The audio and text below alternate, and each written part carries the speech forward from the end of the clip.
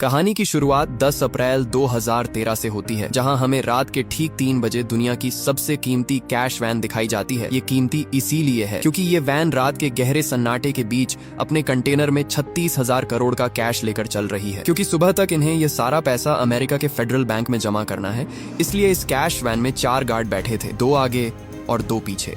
लेकिन सिर्फ 10 मिनट बाद इन लोगों की एक छोटी गलती की वजह से ये इवेंट इतिहास की सबसे खतरनाक रॉबरी बन जाती है। फ्लिक मूवीज की एक और धमाकेदार वीडियो में आपका स्वागत है। थोड़ी ही देर बाद ये कैश वैन आकर एक सुपरमार्केट के बाहर रुकती है। माहौल पूरी तरह शांत होता है। गाड़ी में मौजूद 2 सिक्योरिटी गार्ड्स अंदर ही बैठे रहते हैं एंड बाकी 2 गार्ड अंदर जाते हैं ताकि एक एक कप कॉफी लेकर खुद को थोड़ा तरोताजा कर सकें, क्योंकि पूरी रात की ड्यूटी के बाद उनकी हालत थकी हुई होती है। ठीक उसी समय एक काली रंग की कार भी धीरे से वहां आकर रुकती है, लेकिन उस पर किसी का खास ध्यान नहीं जाता। जब दोनों गार्ड कॉफी लेकर आराम से बाहर निकलते हैं, तभी अचानक हालात पलट जाते हैं। एक काले कपड़ों में नकाब पहने आदमी उन पर सीधे बंदूक तान देता है। इससे पहले कि वे कुछ समझ पाते, उसी गैंग के बाकी साथी भी दूसरी दिशा से तेजी से वहां पहुंच जाते हैं और दोनों गार्ड पूरी तरह घिर जाते हैं। उधर कैश वैन के अंदर बैठा ड्राइवर जब ये सब देखता है तो बिना समय गंवाए तुरंत पुलिस को कॉल कर देता है। लुटेरे उसे जोर जोर से धमकाते हैं कि तुरंत गाड़ी से बाहर निकल जाए, वरना वे जबरदस्ती करेंगे और हालात बिगड़ सकते हैं। लेकिन ड्राइवर को लगता है कि ये लोग सिर्फ डराने की कोशिश कर रहे हैं और शायद किसी को मारने की हिम्मत नहीं करेंगे, इसलिए वह उनकी बात मानने से इनकार कर देता है और अपनी जगह पर बैठा रहता है। तभी लुटेरे अपने असली इरादे दिखाते हैं। वे एक पावरफुल ड्रिल मशीन निकालते हैं और कैश वैन के बुलेट प्रूफ कांच में छेद करना शुरू कर देते हैं। कांच में छेद करने के बाद वे उसमें एक मजबूत रस्सी फंसाते हैं और उस रस्सी को अपनी कार से जोड़ देते हैं। जैसे ही कार आगे बढ़ती है, पूरी ताकत के साथ कैश वैन का आगे का कांच एक ही झटके में खींचकर निकाल दिया जाता है, जिससे ड्राइवर पूरी तरह एक्सपोज हो जाता है।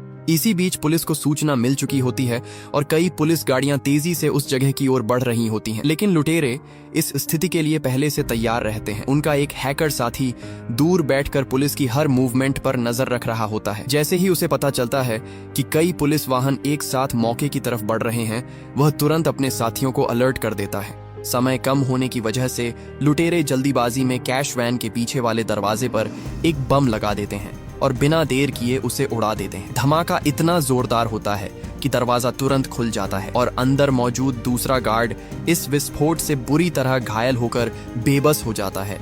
उसके पास खुद को बचाने की ताकत तक नहीं बचती। लुटेरे ये देखने की भी कोशिश नहीं करते कि अंदर कोई जिंदा है या नहीं, क्योंकि उनका ध्यान सिर्फ अपने मिशन को जल्दी पूरा करने पर होता है। तभी अचानक पुलिस सायरन की तेज आवाज पास आने लगती है। एक पुलिस कार सबसे पहले वहां पहुंचती है, लेकिन लुटेरे किसी भी तरह की बातचीत या चेतावनी का मौका नहीं देते और तुरंत फायरिंग शुरू कर देते हैं। उनकी फायरिंग इतनी भारी और खतरनाक होती है कि पुलिस कार में बैठे दोनों अधिकारी मौके पर ही मारे जाते हैं। कुछ ही सेकंड में दूसरी पुलिस गाड़ियां भी वहां पहुंच जाती हैं और दोनों तरफ से जबरदस्त गोलीबारी शुरू हो जाती है।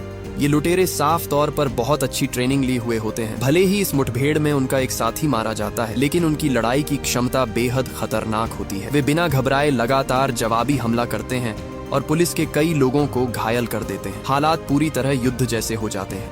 अंत में जब वे वहां से निकलने का फैसला करते हैं तो जाते जाते एक स्मोक बम फेंकते हैं, जिससे चारों तरफ धुआं फैल जाता है और किसी को कुछ साफ दिखाई नहीं देता। इस मौके का फायदा उठाकर वे तेजी से कैश वैन और अपनी काली कार में बैठते हैं और वहां से फरार हो जाते हैं। इस दौरान और भी पुलिस गाड़ियां उस इलाके की तरफ बढ़ रही होती हैं, लेकिन उनका हैकर साथी लगातार उन्हें रास्ता दिखाता रहता है और पुलिस से बचने के लिए सही दिशा देता है। दोनों गाड़ियां तेजी से एयरपोर्ट के पास बने एक टनल में घुसती हैं। वहां से निकलने के बाद वे मेन रोड छोड़कर दूसरी तरफ मुड़ जाते हैं ताकि उनका पीछा करना और मुश्किल हो जाए। पूरी रात की भागदौड़ के बाद आखिरकार सुबह होने से पहले ही वे बिना किसी बड़े खतरे के एक पहले से तय किए गए गोदाम तक पहुंच जाते हैं। गोदाम में पहुंचकर वे अपने सारे हथियार और सामान उतारते हैं। इस गैंग का लीडर अमन अपने एक भरोसेमंद आदमी दांतों को आदेश देता है कि वह वापस घटनास्थल पर जाए और पता लगाए कि इस केस की जांच किसके हाथ में गई है, क्योंकि इस बार मामला सिर्फ एक साधारण लूट का नहीं है। उन्होंने कई लोगों की जान ली है और अगर यह केस किसी बड़ी इन्वेस्टिगेशन टीम तक पहुंच गया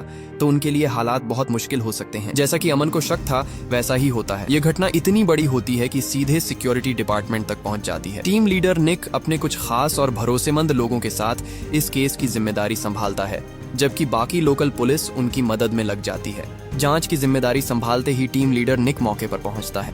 उसके एक साथी उसे बताता है कि इस गोलीबारी में 4 लोगों की मौके पर ही मौत हो चुकी है और 6 लोग गंभीर हालत में अस्पताल में जिंदगी और मौत के बीच जूझ रहे हैं। निक आसपास के माहौल को ध्यान से देखता है और पूरे घटनास्थल का बारीकी से विश्लेषण करने लगता है। वह समझ जाता है कि ये कोई साधारण गैंग का काम नहीं है, बल्कि ये लोग अच्छी ट्रेनिंग लिए हुए हैं। लेकिन एक बात निक को लगातार परेशान कर रही होती है। इतनी बड़ी प्लानिंग और इतनी खतरनाक कार्रवाई के बावजूद उन्होंने जिस कैश वैन को लूटा वो खाली थी, उसमें कोई पैसा ही नहीं था। और सबसे अजीब बात ये थी कि सुपरमार्केट के मालिक को भी उन्होंने जिंदा छोड़ दिया, जबकि आमतौर पर ऐसे मामलों में गवाहों को खत्म कर दिया जाता है। ये सारी बातें इस केस को और ज्यादा उलझा देती हैं। इसी दौरान जब निक और उसकी टीम घटनास्थल की जांच कर रही होती है, तब दूर खड़ा दांतो एक मिड लॉन्ग रेंज कैमरे से उनकी तस्वीरें ले रहा होता है और बाद में ये तस्वीरें अमन तक पहुंचा देता है। जैसे ही अमन तस्वीरों में निक को देखता है, वह तुरंत इंटरनेट पर उसकी जानकारी निकालता है और उसे पता चलता है कि निक कोई आम पुलिस वाला नहीं है, बल्कि वो बड़े बड़े केस सुलझाने के लिए जाना जाता है। उसकी पहचान काफी मजबूत है। उधर दूसरी तरफ निक भी अपनी जांच शुरू कर देता है। वह समझ जाता है कि लुटेरों को कैश वैन की मूवमेंट और टाइमिंग के बारे में पहले से पूरी जानकारी थी और उन्होंने रास्ते में घात लगाकर हमला किया था, जिससे साफ है कि अंदर से कोई ना कोई उनकी मदद कर रहा था। और लॉस एंजल्स जैसे शहर में इतनी बड़ी गोलीबारी करने की हिम्मत हर किसी के बस की बात नहीं है, इसलिए शक की लिस्ट बहुत छोटी होती है। इसी लिस्ट में एक नाम अमन का भी आता है, जो करीब 8 महीने पहले ही जेल से पैरोल पर बाहर आया था। इस सुराग के आधार पर निक एक बार में पहुंचता है, जहां उसे एक वेटर मिलता है जिसका नाम डॉनी होता है और वही डॉनी अमन की गैंग के साथ जुड़ा हुआ होता है। निक चालाकी से उससे सवाल जवाब करने की कोशिश करता है, लेकिन डॉनी भी कम नहीं होता। वो सब समझते हुए भी अनजान बनने का नाटक करता है और कुछ भी साफ साफ नहीं बताता। उसे लगता है कि निक अब ज्यादा कुछ नहीं कर पाएगा और बात वहीं खत्म हो जाएगी। लेकिन असली खेल तो अभी बाकी होता है।